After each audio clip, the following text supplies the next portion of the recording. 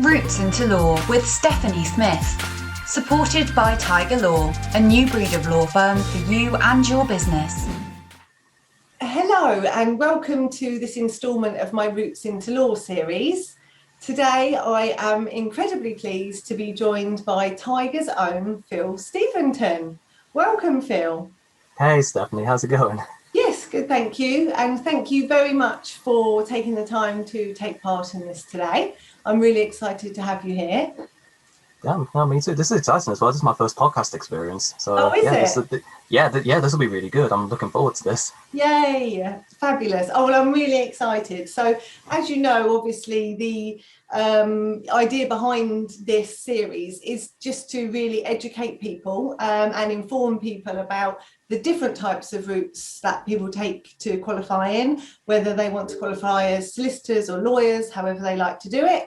And I'm very excited that you are going to share your story today because it is one that we haven't covered so far. So I think we'll start off by you explaining to the listeners how you came to be a tiger, because that's a pretty special story as well. It's a really great story, yeah, and I really enjoy telling this as well. So I'll cast your mind back to the year 2020, the year that took 100 years, but there was also somehow just one really long day. It was not long after lockdown one ended in the summertime, but it was still during a period of unemployment for me after being made redundant at the end of March. And it was during the time when I was just looking after myself, working on myself a little bit, and creating some of my own things, that I came across a post on LinkedIn that was looking for content creators and people to write some written blogs for the firm's website. And that was the first time that I came across our friend and colleague Vanessa Chalice, the owner of Tiger Law, because it was a connection who liked the post, and so it came up on my LinkedIn feed. Thinking that I had nothing to lose, I left a comment, invited her to connect, and so that we could talk further. So we shared a few DMs, we shared email addresses, I shared what I've been doing over lockdown, and we kept in touch ever since. And during that time when I first met her and was learning a bit more about Tiger Law, I really liked what they were doing in terms of like the range of work they do, the social media presence, the inviting and accepting workplace culture as well, because there are so many of us from different walks of life and with different stories and different experiences as well.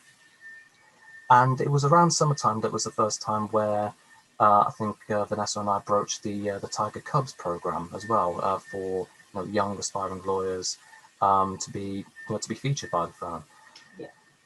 And then when January 2021 came around, so that was roughly 6 months later after we first started talking, she said that she was looking for some assistance with a lot of work that was coming through, and she offered me a role as a paralegal, initially on a temporary part-time basis.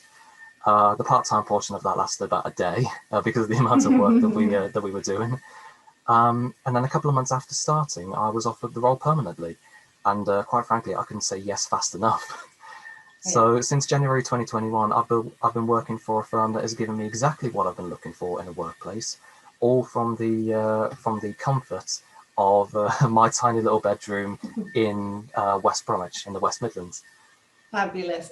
And that's such an exciting story because, of course, that kind of initial contact, which then led on to you being one of our Tiger Cubs. And then, of course, there was that progression. And I think that the ethos behind the Tiger Cub concept is that it's a platform. And Vanessa wants people to, aspiring lawyers to have that platform. You just happened to use it as a platform to them kind of, become part of the bigger Tiger picture, which is, incredibly exciting. I'm now a grown-up tiger, so that's worked out really, really well. Yeah, and you and I have hopefully nearly earned our big boy and girl stripes. So hopefully not too long in the distant future, we shall be fully fledged and out there. So that's so nice.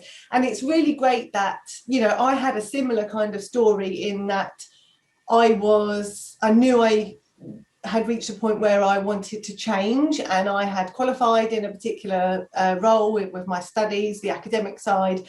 And of course, I thought, being 2020, there was no chance. I thought that that was going to have to be it, you know, and I didn't even know if I was going to have a job, you know, like a lot of people were unfortunate to lose their roles. And so having secured a role at Tiger during that time as well, you know, it just goes to show that pure grit, determination, maybe a little bit of wit, you know, is just sometimes, you know, is really, and actually we know that Vanessa loves people who put themselves out there, you know, who show off their own brand, if you like. So it is that there are success stories to be had from a global pandemic. And we know that she loves people who are a little bit different as well, you know, different Yeah, from, exactly. you know, the normal, you know, the run of the mill, if you will, Yeah, you know, people who, as you say, they're putting themselves out there, they're, you know, they're unique and interesting as well. yeah, fabulous. No, it's lovely. So what did you want to be when you were growing up? I think I went through the typical jobs that you think of when you were young and at school. Things like Hmm. you know, policeman, firefighter. Because at the time I didn't really know what I wanted to do. I was just, you know, I was single figures. I was in school. I was just going through the motions, and I thought, you know, oh, that looks like a cool job. So does that one too. And that was at the time when my dad was was a university tutor as well. So he broached the subject of maybe me becoming a teacher as well. And it was around when I was 14 or so when it clicked to me that law was a path that I wanted to follow because, well, I'd be interested to hear on local news cases going to criminal courts, like my local magistrates and crown courts in Birmingham. And I'd be interested to hear how those decisions were reached, the journey from start to finish as well. So, fueled by that interest, and I'll admit after watching a few crime dramas and some legal themed dramas as well, I thought that, you know, yeah, that's heavily dramatized, but it's a really interesting area to work in, and I wanted to Hmm. learn more. But I didn't know anybody in the profession at the time because, you know, no one in my family knew anyone in the profession. Quite common for first generation lawyers like me. So I'd be reading around what I could in between study, schoolwork, and I interpreted what I thought a lawyer would be based on, you know, what I was able to read.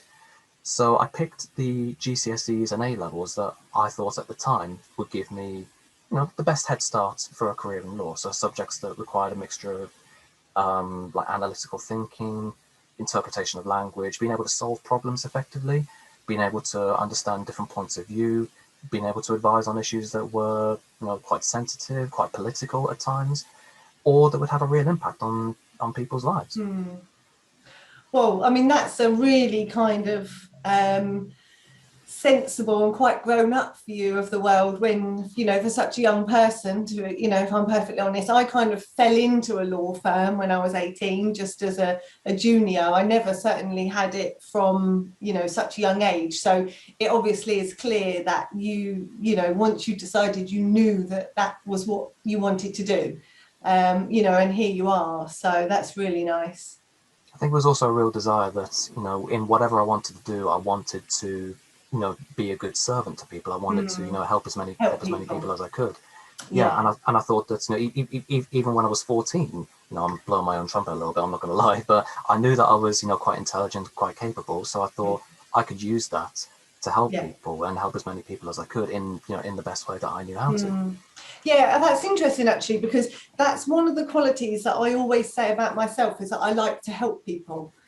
You know, I was never particularly academic when I was at school. I didn't know what I wanted to be. I wanted to be a hairdresser, and then I wanted to do something else, and then I want, you know, like you do.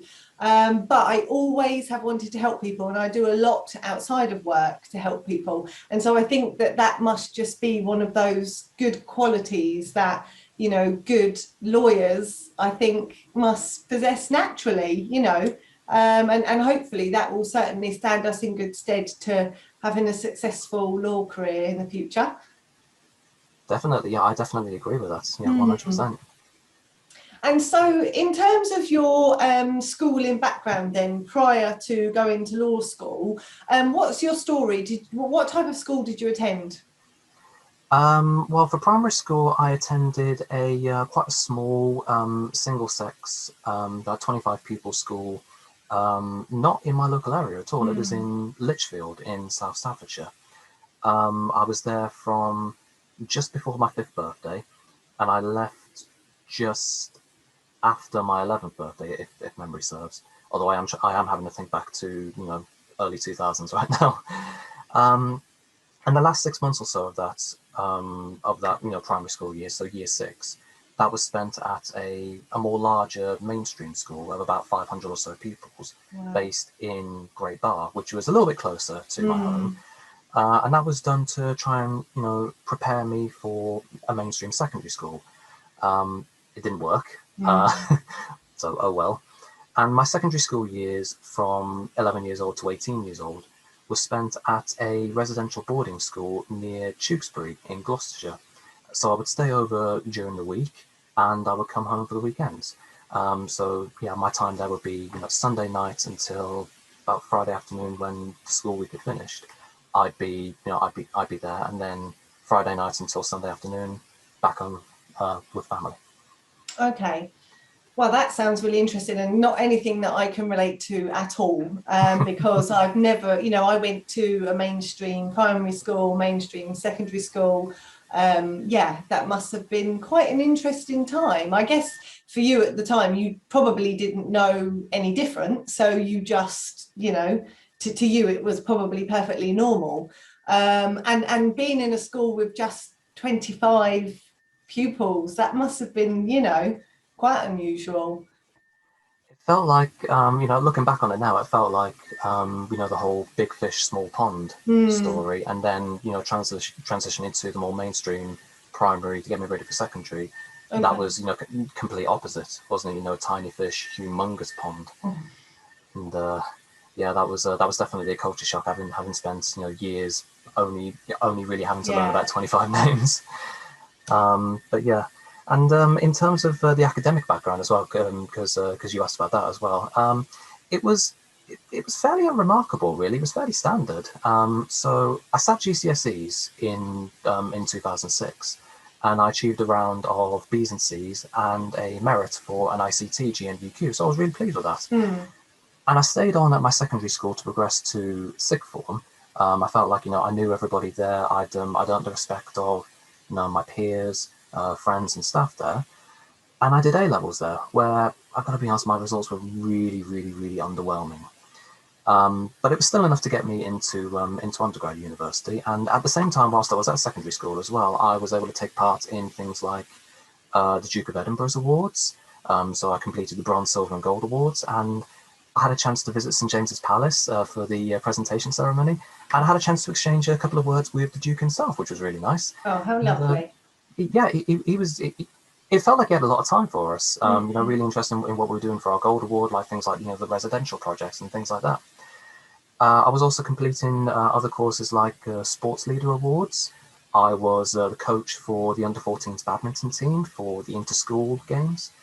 I was a school monitor and a prefect, and I was a regular face for the school brass and woodwind band because I played clarinet at that time, Yeah, as well as for some fun arts and music festivals that were put on at school. So I was really happy to be doing a lot at that time, and really happy to be doing things that I found really fun. wow. So you must have been incredibly busy. I can't imagine you'd have had much downtime or free time. Well, was that all intentional on your part, or were you It, kind of encouraged to do those types of things, or how did it work? it was a bit of both, I think, because definitely with the music and the arts festivals, because I started playing clarinet when I was in my later years of primary school, that kind of went over to secondary school, and it was at that point where I struck up a pretty good bond with my music teacher at the time, who had this just incredible energy and incredible enthusiasm about it. It was difficult to not be attracted to just that passion and that Mm, excitement about it. So I was really happy to be carrying on with that, lovely. playing clarinet and then later my bass guitar as well. So that was definitely a hobby of mine, and I was more than happy to invest as much time in that as I could. Lovely. Do you still play any instruments now? Not as much as I'd like to. I still got my bass Mm, guitar with me, but I haven't got it out for a while now. Priorities have changed a bit. I yeah. put more focus into my career journey and my training journey. Not certainly not complaining, and I know that Mm, I can easily just get it out, hook it up to my amplifier, and just have a jam. I was But going to say, I won't it's ask you to jam now. Maybe we'll save that for another day. more than happy to. Yeah, you just got to let me get some practice in so I can just refamiliarize myself with it. Yeah. But Do you know yeah, what? why not? I think once, you know, you've completed your qualification and things like that, I know certainly for me, I'm thinking about all the things that I haven't had time for that I would like to pick up again. And so I would imagine that naturally you will have more time for those tasks and things. And so I'm sure that will come. Hopefully so. Yeah, I'm looking forward to yeah, just having a bit more time just to indulge, really. So Hmm. yeah, definitely. Fabulous.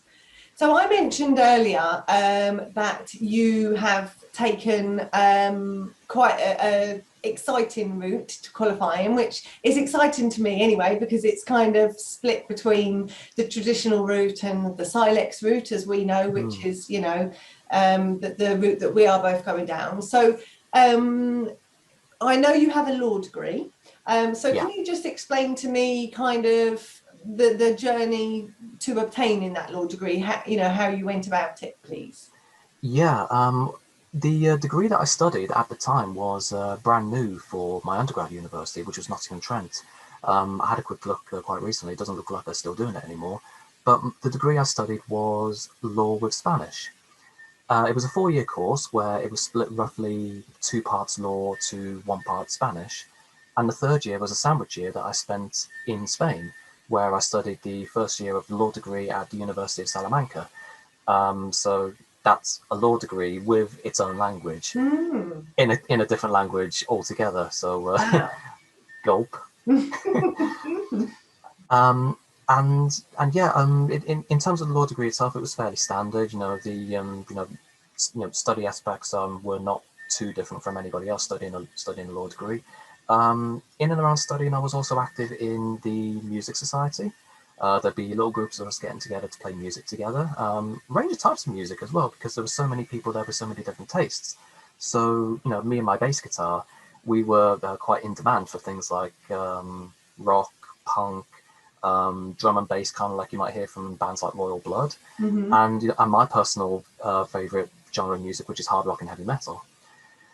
And I'd also go to some events with Lex, the Law Society there, although I have to admit this is kind of few and far between because after long full days of studying law and even some long nights and 1 or 2 all-nighters as well, preparing for seminars and revision and just making sure that I had everything in order, I just wanted to have some time to just do things for myself, really, and just do things that I wanted to do. So even back then, when I was 18, many years ago now, I knew that I liked having a bit of a balance. And it was a bit of a culture shock from studying at GCSE and A level because of the amount of self-study needed. And the end result was again kind of underwhelming. I left Nottingham-Trent with a 2-2. I mean, I appreciate it wasn't the best of times for me because, well, for one, I was navigating the best way for me to learn and study, which annoyingly would change depending on the tutor and the Mm. subject. Because everybody had their own different ways of teaching, and so I was trying to match that in order to, contribute as much as I can and just understand their methods and just take in as much as I could. But also because of a few personal issues that were happening during that time that were having an impact on my ability to study and to just generally be well and look after myself. But all things considered, and with a 2-1 that was achieved for my final year, with a couple of firsts thrown in there for good measure, I'm still happy to have achieved a 2-2 overall and have achieved everything that I've done since. Fabulous. No, that's wonderful. And actually, you know, you've touched on it a couple of points, you know, during our conversation and more so towards the end there. So I think now is probably a good time to mention the fact about how open you've been about the fact that you're neurodivergent. So I would quite like, if you're happy to do so, if you would share your experiences and the challenges that you faced, and also some of the strengths that you feel employers can really benefit from people like you, and just kind of share a little bit more about it, just so that the listeners can kind of begin to understand why your journey has been the way that it has been, and then we'll go back to talking about, you know, kind of what happened after you had obtained your degree. Is that okay? Yeah, of course. I'm always happy to talk about this, and you know, it is a part of who I am, and you know, I really enjoy telling this story as well. So yeah, absolutely. So as you mentioned, yes, I am a member of the neurodiverse community. I am autistic, specifically Asperger's syndrome, although the term isn't as widely used anymore because of the rather problematic history with the namesake Hans Asperger. It's known as a developmental difficulty, and different autistic people have very different experiences from each other. So, you know, if you've met one person with autism, then you've met one person with autism. You know, it's a classic soundbite, but it rings absolutely and utterly true, I think. So for me, it can impact my learning in that I could find it difficult sometimes to fully understand and interpret certain information and language. You know, particularly if it's new information or abstract concepts, or if the language is quite technical and complicated. I could also have a little bit of difficulty at times with the meanings behind questions and the meanings behind statements, which could mean that there are times when, you know, I misinterpret the intention behind a question or a statement, basically, you know, reading between the lines. Hmm. And from a social perspective, I know I can sometimes have a little bit of difficulty in correctly interpreting or understanding maybe some certain social codes or unwritten rules or certain situations, possibly being a little bit too literal, maybe having some difficulty with eye contact or taking a little bit more time to warm up to people in social gatherings and social situations, or maybe on occasion not seeing how something that I can say be interpreted in many other ways other than the way that I intended it to be, if that makes sense. A bit like, you know, that sounded better in my head, so to speak, you know. But the upsides, I think, are plentiful. So I've got a really analytical mind. I've got good attention to detail when when I'm properly rolling as well.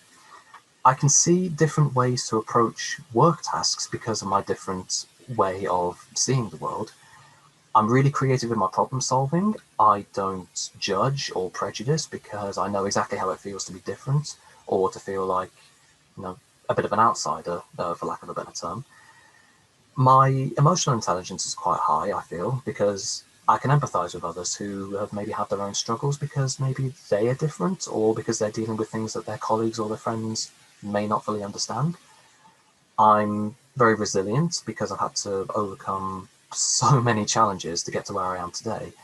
And my work ethic is, I feel, incredibly high because, well, I know that I have to work twice as hard as my colleagues and my peers just to be on the same level as them. And while it's frustrating that I have to put in so much effort compared to my colleagues, it's instilled this notion in me of hard work all the time. So that it's like pretty much that's all I know, really. So yeah, my diagnosis came when I was very young, after I was described by my nursery school as, and I'm quoting here, highly intelligent but difficult to handle. So, you know, nice to know that things haven't changed there. I was just going to say that. I hesitated for a moment. Oh, feel free. We're all friends here. Don't worry about that. Funny. Um, and yeah, when I moved to my primary school, an assessment was made, and that diagnosis came back. I had absolutely no idea what it meant at the time because I was so young. But Hmm. when during my teenage years, I began to understand there were some challenges that I faced that maybe my peers and my friends didn't have to face. So again, things like interpreting information, feelings and emotions, and thinking outside the box, communication and connecting with people and reading between the lines, things like that. And it wasn't until my late 20s that I was able to understand it on a much deeper level. So I'd be fully aware of my challenges, my strengths, and embrace it as a part of who I am, my identity, and just be proud of who I am as Hmm. well. And with this deeper understanding of it, I feel much more confident now to talk about and to share my whole self, my real self, Yeah. and feel confident enough to, to talk about it so openly as well with yourself, with, our colleagues, Hmm. and, with friends and peers across the profession as well. Um, but because I was so different from the rest of, my school and university cohort, it meant that I experienced a great deal of bullying, harassment, and neglect and ostracization from pupils and from some staff as well that maybe didn't fully understand it, that I react differently to the world due to my different experience of it. So I'd be seen as, completely different because maybe my hobbies weren't the same as the Hmm. rest of the pack. Maybe my interests were quite niche. maybe I'd be, fully invested in my work, whereas they were more invested in other, more extracurricular things. Or perhaps some of the little micro behaviors that I have, or stimming, as it's called. So like repetitive behaviors that can have Yeah. that sort of calming effect on us. They would come across as a little bit strange, so I get labeled as weird. And it's unfortunate that bullying would happen in, certain workplaces as well. So there was, bullying, harassment, and just poor management in some of my old workplaces as well. And I think it was just due to ignorance and lack of understanding, but also a lack of desire to learn as well, and having one's own views of what autism means, which can be quite outdated and quite hurtful. So, I've been called names. I've had things said about me which were, just really hurtful. Things like, special needs. There'd be those who would, try and push and push and push and push and trigger me, and then claim that I could get, really angry, or that, I can't behave myself. And there have been times where maybe I haven't been on the same level as some of my colleagues who maybe have been there for longer than me, and yeah, anything up to a year longer than me. There would be complaints from management to say, you're not performing as well as we'd like you to do, you're not on the same level as, X, Y, and Z who've been there for 12 months, things like that. And I think these barriers and these barriers to understanding and acceptances of our differences, our strengths, our challenges, and just different ways of working and experiencing the world around us, I think those barriers are what's in the way of more and more employers truly embracing and welcoming and including autistic staff and neurodiverse staff as a whole. I've often said that education eradicates ignorance, and people wanted to learn and people wanted to be educated and needed it. And especially in this context, I don't think that real learning can take place without autistic staff and neurodiverse staff being a part of that learning journey, being a part of that training journey. And I truly think that employees who are able to be just unapologetically themselves, their true self, and be able to, take the mask off, if you will, then they'll be able to give their employer so much of themselves, like all of their efforts whilst at work. They'll be more willing to invest in the company, go above and beyond. They'll feel happier working there as well, and they'll show a huge amount of loyalty and love for the company and for people working there. So in this context, everybody wins, I think. No, I entirely agree with you on that, Phil. And you know what? It's been since I met you that I have become more personally educated in my understanding of neurodiversity. And I know from when I attended a talk with Neurodiversity in Law, I believe it was, and it was just absolutely eye-opening, because it made me understand that the strengths that people like you can bring, and not only to the workplace but to friendships, to society, and it really is quite wonderful. And one interesting thing that came out of that talk was somebody said it was when I came out as neurodiverse that my life changed. And I hadn't even thought about it in that concept until that point. And suddenly I was like, oh my goodness, of course, I appreciate not everybody would like to share their story, but actually it can only do good by sharing your story, because if you have family, friends, employers, colleagues, all of those important people in your day-to-day life who have a complete understanding and a complete picture of the type of person you are, you're not a different type of person, you're just one of many types, and that's all that you are. And it must just feel quite empowering when you are surrounded by people that fully understand your situation. And the behaviors that you were explaining at the beginning when you were talking about kind of maybe misinterpretation, or maybe being literal, or feeling anxious about things, they're all feelings and behaviors that often most people will display at some point in their life. Yours is just packaged into something that has been medically diagnosed from a young age, and I think as time goes by, more and more people are starting to experience elements of viewing the world differently, or viewing themselves differently, or kind of being open about how they are or are not coping with a certain situation. So, you know, all you're doing by sharing this story is empowering yourself, obviously, as an individual, but also others around you too. You know, and I think that it's wonderful that you have been so open, and the same for everybody that I've met that is within this community. You know, it really is amazing, because, you know, you make a wonderful colleague and a wonderful friend for all of the right reasons. You know, so there's nothing negative in my mind to come from being open and honest about your real self. Just so we're clear, are you trying to make me cry whilst we're recording audio here? Because you're doing quite well at it. I'm just going to say that right now. It's all true though, you know, it is true. So And as you say, it's incredibly liberating and incredibly empowering as well to, you know, like, just take the mask off and say, this is me, this is who I am, this is what I'm good at, this is what I struggle with. You know, let's talk, let's work together, let's you know, let's build this good relationship. Really. And there's no reason why you can not have a fantastic career in law just because you have these characteristics, and that's all they are. They're just characteristics, and as I said, some of them are incredibly useful and incredibly helpful in law, definitely. Absolutely. Yeah, I mean, case in point, you know, right now with Tiger Law as well, I'm being accepted for who I am. You know, my challenges, they're being, you know, understood, and, you know, we're working together with things like this as well. So at no point do I feel like I have to put the mask back on. So and this is, you know, this is incredibly liberating, and it's incredibly, you know, I've got so much more energy whilst I'm here as well. It's living the dream, mate, honestly.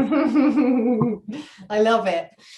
So now, obviously, you know, we've kind of touched on that subject. Let's go back to your kind of route to qualifying. So we know, obviously, you completed your law degree. And as you said yourself, you had experienced some difficulty in comparison to maybe your peers, but you got it, and that was all that mattered.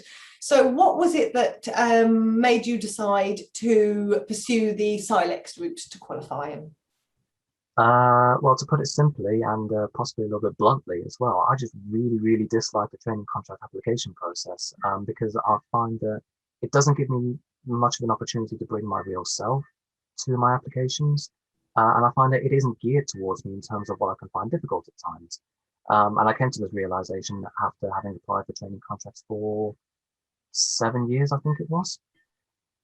So things like, you know, the long answer questions, the competency-based questions, I felt like the way in which they were asked, I was having a bit of trouble understanding exactly what they were looking for. So, you know, the meaning and the intention behind the question.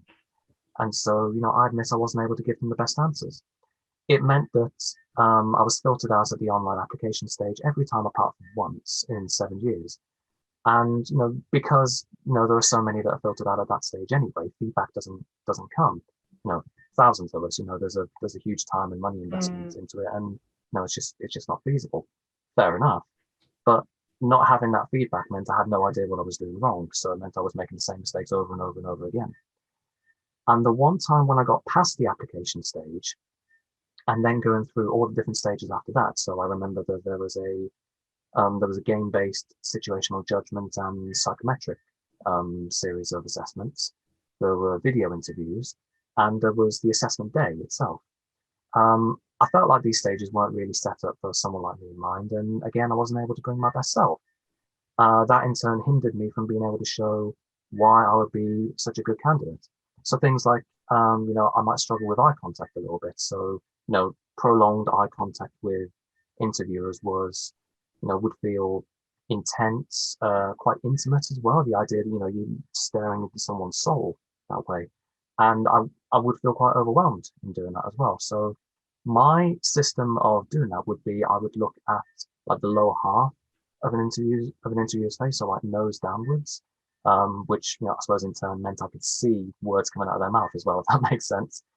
But by not having that eye contact, I would be miscategorized as being shy and introverted, let's say. And No, I did make a request for reasonable adjustments at the time as well, so that I could try and bring my best self. Request that obstacles be removed so that the provider could see my best self as well. Um, they went either unanswered, or what was put in place just wasn't enough. Um, Perhaps it could have been that that was the first time that anyone had requested reasonable adjustments there. So like um, so one of my challenges is interpreting information. Um, maybe they didn't know what to do there.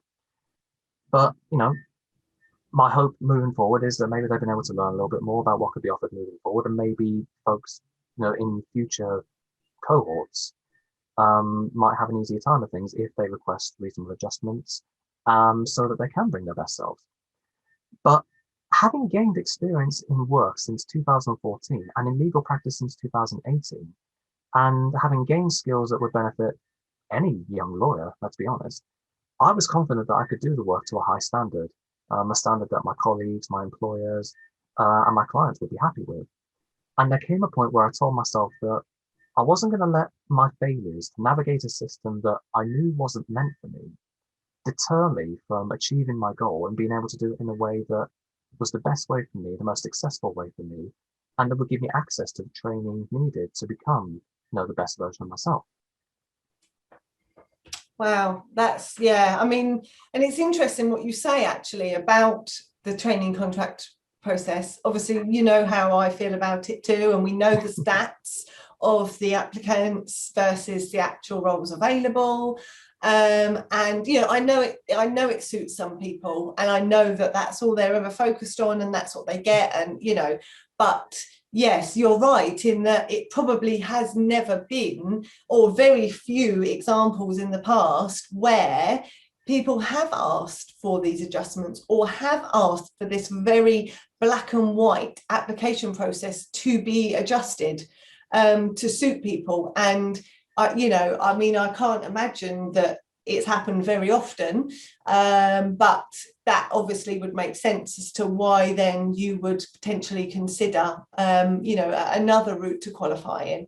And certainly in terms of bringing work experience and life experience, of course, those things are priceless. So how did you discover the SILEX route to qualifying? How did that come about? It was around 2013 or so. That it was brought to my attention because my dad flagged it up after I had graduated undergrad and I was considering my next career moves. I was job searching full time at the time as well, so I was trying to get a bit of money coming in to go towards further training, further education, to to elevate myself up to be a good training candidate, so to speak. But yeah, in 2013, I discovered the graduate fast track diploma that SILEX was offering. So this diploma is there for students who have completed a law degree, but who then want to begin their journey to qualification via SILEX. And in a sense, it's like an LPC alternative, in that it's the necessary course for aspiring legal executives who want to practice the law, but it felt so much more accessible than the LPC at the time because it was a fraction of the cost. I mean, in 2013 or so, the LPC was average about £10,000, and the graduate fast track diploma was just over £2,000. And because there are fewer modules to study as well, I mean, you only have to do 2 practice modules linked to law modules you did at degree and the client care skills, and then you're done. So I attempted it in September 2013. The teaching was held at the University of Wolverhampton, but I quickly found out that the level of competency it demanded was way above the level that I had at the time. And sadly, I failed. But then after that, I decided to take a bit of a break from studying and focused on trying to get some work experience, life experience, and a bit more money to go towards further education so that, maybe I could try it again. And having done my research after that, I then came across a part-time LPC that was administered by, surprise, surprise, the SILEX Law School themselves, with the teaching being delivered by De Montfort University in Leicester. I read further into it, and I decided that that was the better option for me because of the way the course was delivered, because I was working at the same time, and that it was over 2 years instead of 1 because because of it being part-time instead of the standard length, and that would give me ample time to properly prepare for workshops, revisions, exams, everything. And it was quite affordable at the time as well, in 2017, compared to LPCs that were being offered by other providers as well. I think the most expensive I saw was about £17,500. Ouch. And because of the way the course was delivered, I would be at the Montfort one weekend a month for workshops. The rest of the time would be self-study, online learning. I'd be listening to lectures on things like Blackboard, filling in worksheets the way I knew how. Tutors would be there over emails. And the quality of teaching that was there during the workshops as well, and just the enthusiasm of all the tutors as well, they were absolutely fantastic. I came away with a distinction, and I was really, really proud of that. I was proper chuffed to come away with a distinction, having come away from undergrad university with a 2-2, to then go from that level to just skyrocketing. I was like, yes, get it. Yeah, that's amazing. And actually, your story has been even more diverse than I obviously initially realised, because I knew that there was a graduate fast track diploma to some extent in there, and then of course you then switched to the LPC to some extent, but that was offered by SciLEx. So it's really kind of been a mixed bag, and often people don't realise just how many options there are. And inventive ways of kind of getting to the end goal, which is of course qualifying at one time in the future. So this is even more, as I said, even more diverse than I realised. But you're here now, so you're currently at a stage where you are undertaking your qualifying employment and also working on your portfolio. That's correct, isn't it? That's it, yeah. Yeah, and your qualifying employment is shortened to, remind me, how long? Well, the LPC shortens the qualifying employment requirement from 36 months to 26 months. So it means that period is just 2 months longer than a standard training contract. Fine, okay, fine. And as we've discussed, it's certainly being able to do this whilst working, not quite so much the academic stage, which is what I'm just kind of coming to the end of. That's incredibly hard. But the portfolio and the qualifying employment is kind of a bit more fluid, because it is part and parcel of your day-to-day kind of tasks and bits and pieces. So although it requires quite a bit of brain power to pull all the information together, it's already there provided for you. There's no exams or anything like that. So that's a really good kind of place to get to, and I look forward very much to getting to that point. Very soon for you, isn't it? Yeah, I hope so.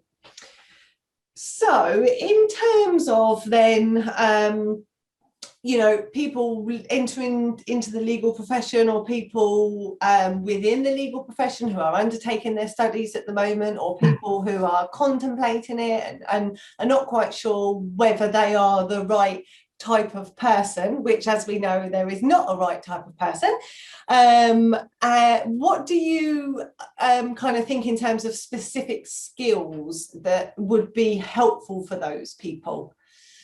Yeah, that's a good question there. And obviously the traditional skills of a lawyer are going to be as important as ever. Things like, time management, working as part of a team, communication, subject knowledge, data analysis, proofreading, commercial awareness, commercial negotiation. The list goes on and on and on. But there are a few skills, definitely in this day and age that we're in right now, that I think are worth looking into, and I think that are worth developing. First one is leadership, and I think this is quite an underrated skill for a young lawyer to have. It's not just a skill that managers and supervisors need to develop, but I think it's something that everyone will benefit from developing, because, well, clients want someone who can take the lead on their matter, be able to take that problem off their hands and assure them that it's going to get sorted to the best possible degree, and be able to work effectively on it and provide them with the best possible quality service. But colleagues as well are going to benefit from leadership as well. So maybe there's an instance where there's a group project that you're working on, or people are pooling together to try and create something together, where you've got good knowledge and expertise on the topic at hand, whether it's subject knowledge, practical expertise, whatever. So you could take the lead in preparing, say, a presentation or a report, or preparing whatever it is you need to do, like maybe something like a knowledge guide, for instance, like a aid memoir that colleagues might be able to keep on their desks, for instance. Um, Empathy is going to be another one that I think is worth developing as well. And empathy meaning, a real understanding of those around you, be they colleagues or clients. So this could be an understanding of a client's situation with regards to maybe their business or their personal circumstances. Perhaps they've been really heavily impacted by, the effects of the COVID-19 pandemic. Maybe, they're a small business owner and they've had to shut up shop. Maybe they've been, maybe they're bereaved as a result of this. And so, life has changed quite drastically for them. I think this is an essential skill here for being able to provide a high quality service. But it's also essential in order to connect with, understand, and make a client or a colleague feel that they're valued, they're understood, and they're listened to.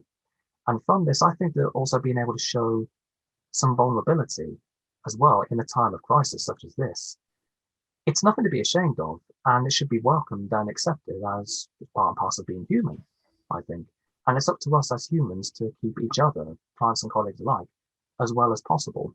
And this is why I'm really on board with the O-Shaped Lawyer project and the framework of that program too, where O-Shaped lawyers they're optimistic, they'll take real ownership of their work, they're open-minded, they have this real growth mindset, they seek out opportunities to improve and be better, and they have this real innovative and future-facing approach as well. So they're well-rounded lawyers who can combine that deep legal knowledge and expertise along with complementary knowledge and expertise in an area such as, say, tech or business or politics, along with that real human-centric and emotionally intelligent approach to the work, their clients and their colleagues. I mean, their mantra is human first, then lawyer. And I'm absolutely on board with that. The last one I would suggest, and this is something that I've been learning over the past 12 months as well, with the help of some friends in the profession as well, and that's personal branding. Because the legal profession, the legal community is staffed by individuals, and each individual is unique, and we're all so diverse as humans and as people, aren't we? And as you go throughout your career, at whatever stage you're at, you're going to be remembered as a person. You're going to be remembered for you, your story, your journey, what makes you unique. And people will want to work with you because you're unique, because you're interesting. So you'll quickly realize that there are no two people in the profession who will be exactly the same. I mean, yeah, fair enough, there'll be those who preach the same things, but what else is there to each person? And I think authenticity to yourself has a big part to play there because, well, you can't fake passion, can you? You can't fake excitement about things that you are passionate about and truly believe in because it means something to you. And so being able to have that good personal brand also means that you can be a good storyteller. And we all enjoy a good story, whether it's business or personal life, especially stories where we can feel good after listening to it. Stories that we can relate to, and that in turn, which will bring in, say, more supporters, more partners, more clients, and more friends to yourself, to your firm, to your colleagues, to everybody. So it's about putting yourself across as, yes, an agent of your firm, but also as someone more than just a member of your firm. So for instance, I'm loving my time at Tiger right now, no doubt about it. But what else is there to me? What else makes me me? What else could I be known for, however big or small? I mean, business development is changing to highlight these individuals with good stories, good journeys, isn't it? And individuals who will represent clients well, because, well, clients are now so diverse and so wide ranging. And so it's so important right now, and it will continue to be important moving forward, I believe. And people with these good brands benefit from others amplifying them, whether it's colleagues or clients or other friends in the profession as well. So that I can't be expected to do everything myself, despite my best efforts. I benefit from others around me speaking about me, amplifying my voice, sharing things that I'm working on, sharing things that are important to me, let's say. And for instance, let's take Vanessa as well. Let's have a look at her story. She's a female law firm founder. She's a working mother of 3 young children. She's experienced horrible, awful discrimination and bad working practices at previous places. to get to where she is today. And she's so open about her story. She's open about wanting to help others who are or were in that position. And, the more of us who can really open up and are supported to really open up as a result of, a positive workplace culture, a really good place to work, it means that there are more brilliant characters who can come forward and make themselves visible and heard for, so many other people to relate to and to want to work with. I think that's a really interesting point, actually, at the end there, in particular, when you're talking about personal branding, because, as you said, the business development side of things has changed dramatically over the last, 14 months now, 15 months, something like that. 15 months. Yeah. And, I used to attend business development events in my kind of local area when I worked in an office. And now that's just completely changed. But to my advantage almost, because you can attend things all over the country. And actually, I've made I've not only colleagues that I've now got dotted around the country, but I've made some amazing connections with some amazing people who have now, those connections are now leading on to, as you say, they are now talking about me or referring me or sending me messages and introducing me to other people. And it just kind of opens it up completely, doesn't it? And Absolutely, I think, if you are someone looking to instruct somebody, whether it's in the legal profession or not, the first thing that most people do is go online and Google that person, the business. And so you need to, whether you like it or not, you need to have what is considered an acceptable or kind of, wide-reaching online profile, and whether that's done via kind of, social media platforms, or whether it's just done via LinkedIn, or however you choose to do it. If somebody wants to work with you, they are going to Google you, or use other search engines. There are others available. We must just put that out there.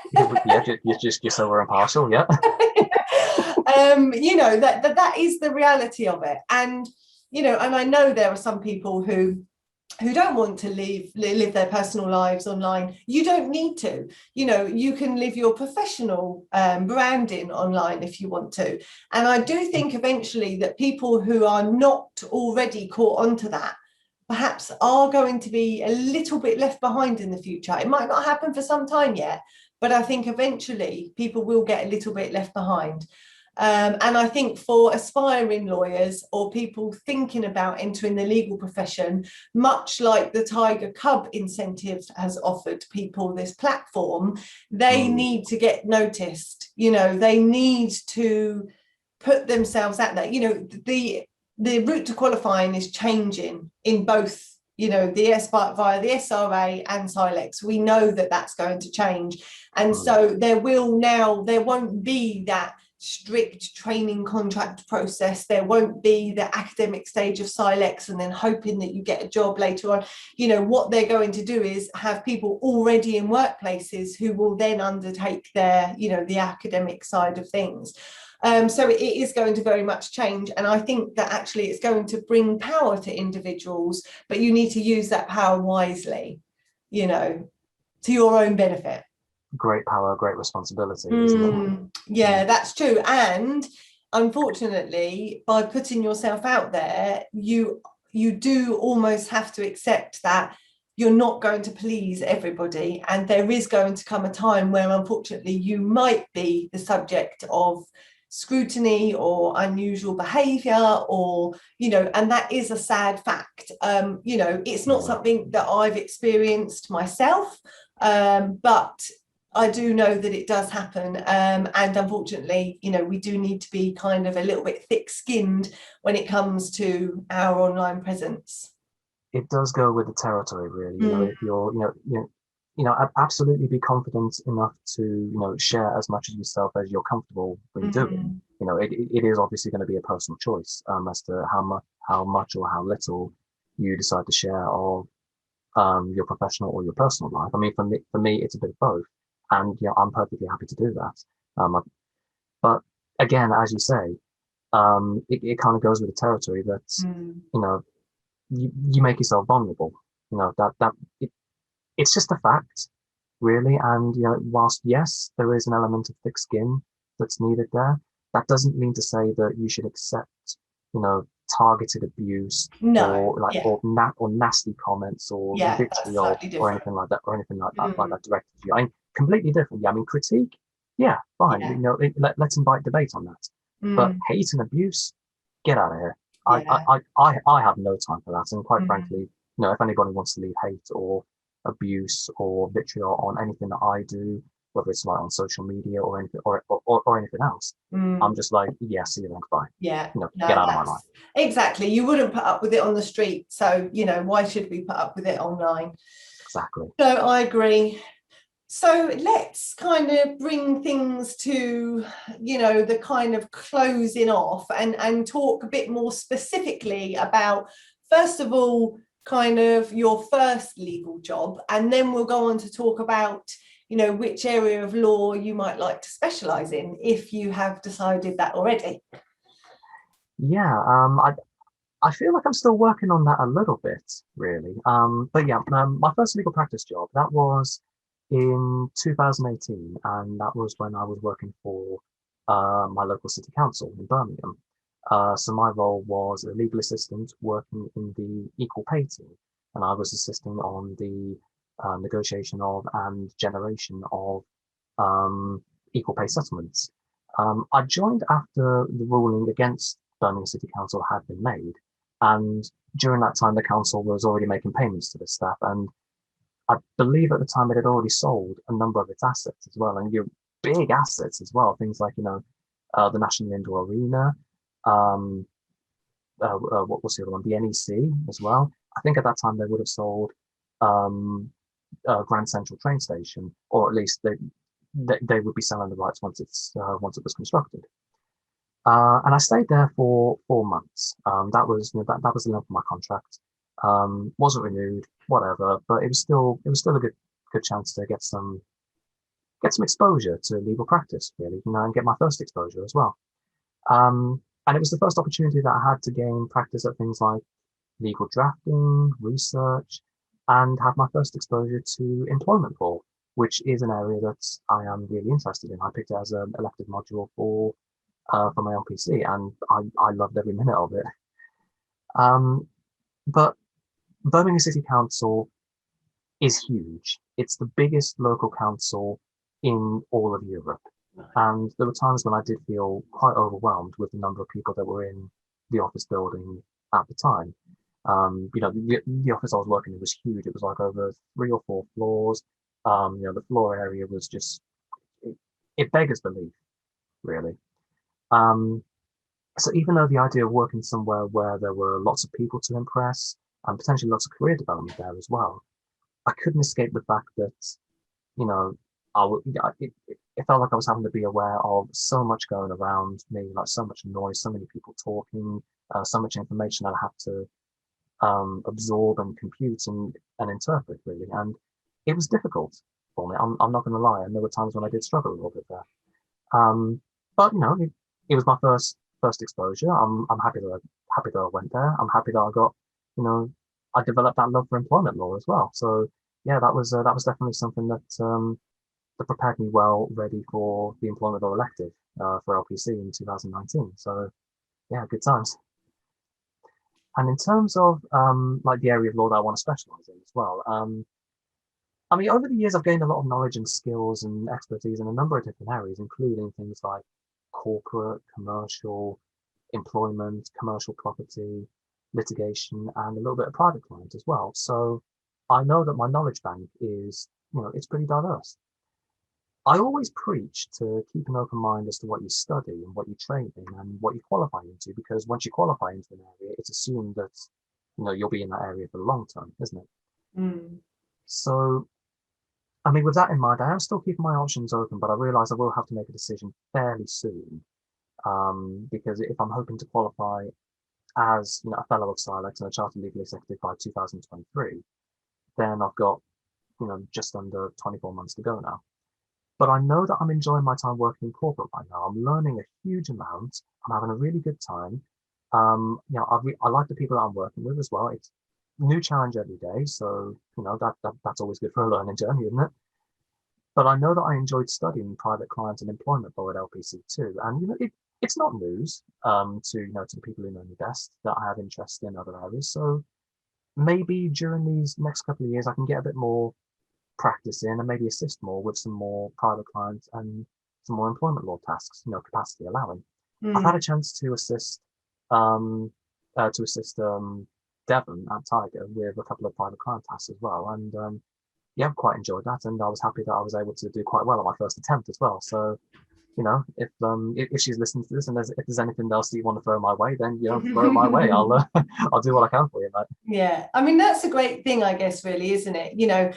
Whilst you've got in your training contract traditional, you would have 4 seats, and usually the last seat that you sit in is the area that you want to qualify. What's so great about the position that we're in is that there is an opportunity to do whatever and to give things that that you want to do a try. I mean, I know my obviously experience as a secretary has always been in family, but I've touched in other areas of law too.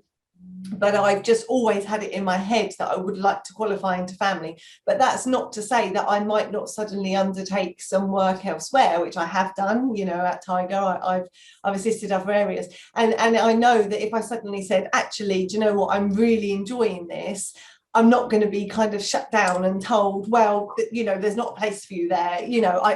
I that just wouldn't happen, and that's really refreshing, and it's a nice position for someone like you to be in, so you can kind of dip your toe in and out, if you like, And just maybe get a little bit of a little bit of a taster, if you will. Mm. And it's that ownership of our training journey that Yeah. that really appeals to me, qualifying this way as well. Yeah. Qualifying employment and the learning this way. Yeah. Because it tends to be that with a training contract, no, not always. It does obviously depend on the provider, but the last seat that you do tends to be the seat that you qualify into, which on paper seems great. You're going into an NQ position in an area that you've had 6 months of exposure into. Fantastic. But the way that we're doing it, so if we're spending so many more months or years working in one or maybe 2 specific areas, we'd be going into NQ positions with those years of experience, really. Yeah. So I agree. So it seems like that way it would set us up better for specifically working in that area that we've got the experience in. But but we have to say as well, different people prefer different ways of qualification. So it is always going to be a case of what works for you. So what works for me isn't going to work for anybody else. And that's right, and that's pretty much what we've spoken a lot about in everything that we've spoken about today, is that we recognize, and we're in a position that our colleagues and the business owner, that they completely recognize that we are different in terms of our characteristics. And so yes, you're right, there are some routes that will suit people, some routes that won't, and it's just nice that there are kind of those different routes available. So yeah, absolutely. And you mentioned that by 2023 you hope to have completed your portfolio. So then, do you have anything in mind for your future career in law? Do you have anything set out that you hope to achieve, or are you leaving it quite open-minded? Well, obviously by 2023, I do hope to have completed all of my learning, my training, my portfolio, have it signed off and become a fellow. It's at that point that, I can decide if I want to do the PSC and cross qualify as a solicitor if I choose to. I haven't made that decision yet, but I know that is an option. So, we'll see how things go in 2023. I hope that I'll still be able to, create things in and around my career as well. So for instance, we've got this podcast, we've got the Raw with Tiger Law podcast, and it'd be great for me to get a bit more involved in that where I can. I know that our marketing manager, Daisy, and I have had a few conversations about what we could do. We've got a few ideas, so we're just going to see what sticks, what works, and we'll see if we can put it into practice. I hope that I'll be able to continue with my blogging and my content creation as well. So I've got some ideas for some further video series and written word series as well that I want to create very soon. All I've got to do is just make some calls and we can get things started. So yeah, and yeah, I feel like working at Tiger right now has sparked a lot of creativity in me. That's been dormant for quite a while now. I've got to be honest. And I'm really grateful to have the support and the encouragement to try and explore that a little bit as well. So maybe somewhere down the line I can create maybe something like a couple of knowledge guides. I've got one that I have a plan to create with the input of some people who are a damn sight more knowledgeable than me about the subject. Um, so yeah, I mean, for the immediate term, I do want to stick around and I do want to see what comes about. Um, as for long term, I try not to think too far ahead because obviously things can change, Mm. on a dime, really, can't As we they? know, if As we know, anything, yeah. as we know from last year, don't we? Like, Yeah, yeah, honestly. certainly.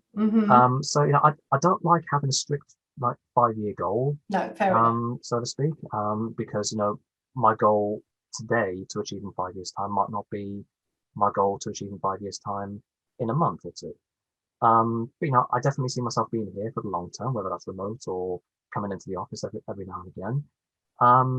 But yeah, no, I'm keeping open minded as to what's there. I'm happy to take on as much as I can for one my own development and one my own enjoyment as well. And yeah, Mm, happy to be doing as much as I can for you guys, for the firm, and yeah, lovely. just be cracking on with that, mate. And it would be really nice actually if we were to obviously complete our journeys together, Oh yeah, to reaching that stage, because that's kind of all it comes down to at some point, doesn't it? It just feels like you've got this kind of goal in sight and this timing of in the future, and then after that I just don't know what I'm going to do with myself. Because we put so much into this, and that's what I was saying to you earlier about playing instruments and things. And, I'm sure that there's going to be so much more time for, your creativity and, it will be wonderful to see that and experience that transition together if we're able to. they watch this space.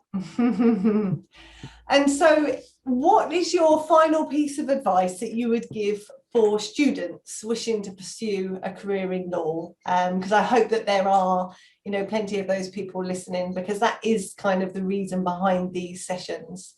Absolutely, yeah. I feel like I might be cheating a little bit here because there are two things that spring to mind for me. Um, Okay.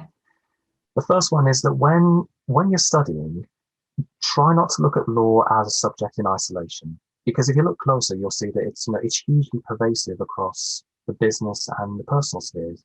So understanding that the work you do as a lawyer isn't just to know the law, it's to excuse me, it's to put it into practice for whatever sphere you're servicing and for whoever clients you're servicing as well. And being able to communicate that knowledge in a way that's understandable and relevant. So like for a business transaction, there's a lot of practical work that go into, a sale or a purchase of a business. And knowing the law isn't enough because your job is to move the transaction along. And it's unlikely that your client is going to have that real nuanced appreciation for the nitty gritty of the theoretical law. They're just interested as to whether they can do X, Y, Z or not. And if they can't, why not?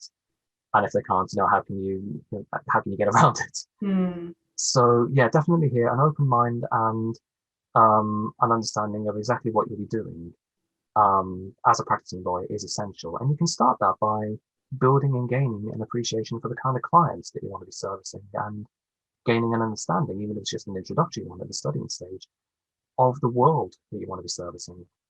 And that greater understanding will come with time and experience and exposure. Yeah, absolutely. But when you're starting off, I'd say find a pace that you can keep up with in and around everything else.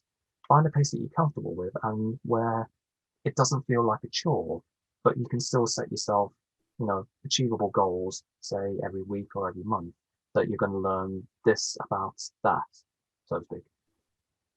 And the last one, and this is really personal for me as well, think about exactly where the value in work is for you. So is that in the name of the workplace? Is it the clients that you work for, the location, the money, the status, or maybe the allure of partnership of a big Mm. multinational, for instance? Or would it be in your own health and well-being? Could it be in the fact that you remember the names of everyone that you work with, clients and colleagues alike? Is it that you know exactly how your colleagues work? so that you're able to learn how to work with them in that way, and so that you can bring the best out of each other.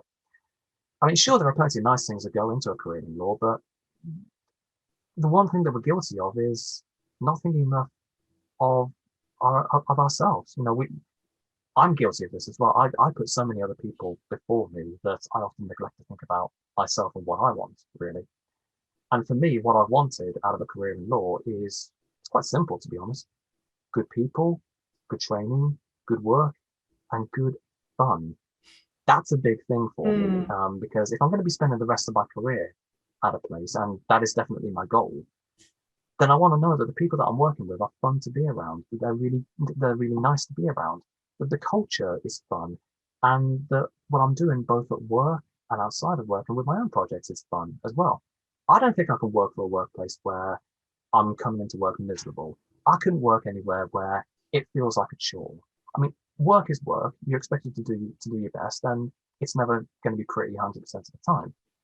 But if you can find somewhere where you're really enjoying yourself, you're smiling more than you're frowning, and you can have those good relationships with your colleagues, your clients, and just have fun with what you're doing as well. I think if you can do that, you're laughing.